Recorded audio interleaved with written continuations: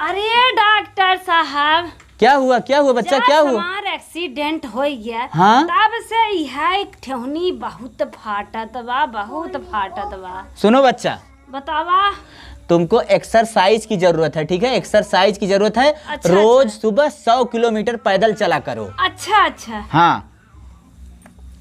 Doctor साहब अपन कौनो number दे देता, हमें रच को दिक्कत उक्कत हो जाओ नहीं तो उसे बतिया। ठीक है बेटा, दे रहा हूँ। ठीक है, लो जाओ। 100 किलोमीटर पूर हो गया। लावा डॉक्टर फोनवा लगा के पूछ ले। हाँ डॉक्टर साहब, जमान एक्सरसाइज ये बता रहा हमका घुटनों की दवाइया लगे रहे। अरे साहब 100 किलोमीटर चलत हम पाकिस्तान आ गए है। यही रुक जाए कि सीधा लाहौर निकल जाए।